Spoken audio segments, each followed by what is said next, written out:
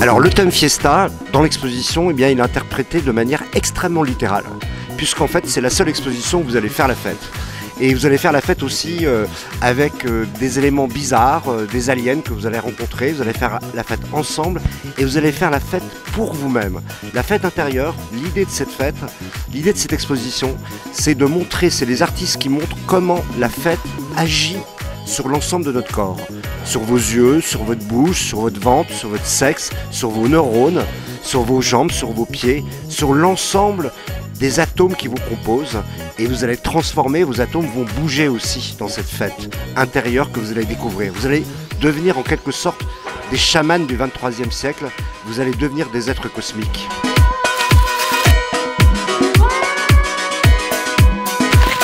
Alors, le thème de la fête est interprété dans l'exposition sous plusieurs formes, déjà avec vraiment des chefs-d'œuvre prêtés par différents musées, les musées royaux des Beaux-Arts de Belgique, le musée du Louvre, il y a aussi les collections du Palais des Beaux-Arts Hospice-Comtesse, mais aussi le Rijksmuseum, le Prado, enfin beaucoup de musées majeurs.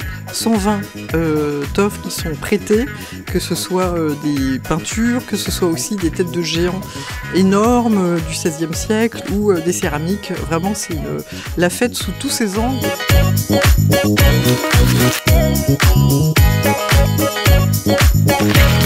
C'est le renversement qui nous a vraiment inspiré, avec l'idée que ce qu'on veut raconter à travers ces 3 niveaux du tripostal, c'est comment l'art n'a cessé du XXe siècle à aujourd'hui de se réinterroger, d'élargir ses conventions, de réinterroger son identité même, l'idée même qu'on a de l'art. Et du coup, c'est cette aventure rocambolesque, c'est ce côté chamboule-tout de l'histoire de l'art du XXe siècle et XXIe siècle qu'on a voulu raconter.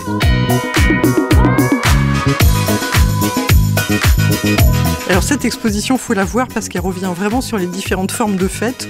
Les fêtes mises en scène dans la rue, les scènes de kermesse à la campagne, les fêtes familiales. On voit vraiment toutes les fêtes sous toutes les coutures.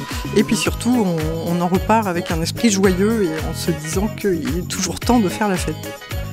Eh bien, c'est vraiment une exposition très impressionnante et en même temps qui va raconter une aventure vraiment rocambolesque de l'art, comment les artistes n'ont cessé d'élargir les frontières et les cadres de l'art.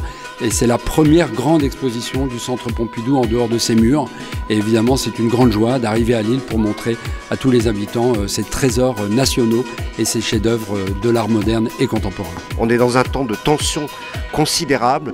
Aujourd'hui, eh bien, cette exposition, elle va vous faire sourire, rire, aimer, jouir et aussi respirer un air cosmique excellent et vous découvrir vous-même.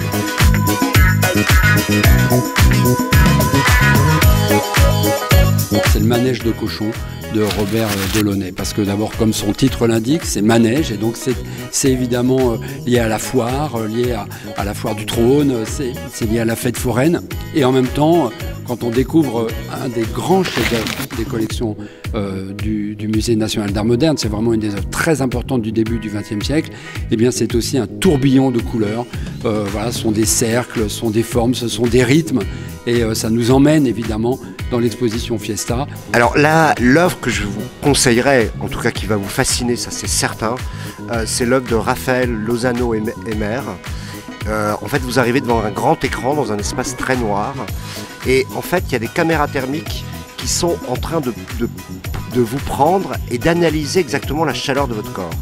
Quand on fait la fête, en général, la chaleur monte. Donc si vous avez bien fait la fête, vous allez avoir votre image qui va apparaître sur l'écran, mais comme une sorte de pulvérisation de vous-même. Vous devenez un atome, et un atome qui est en train de danser dans l'espace.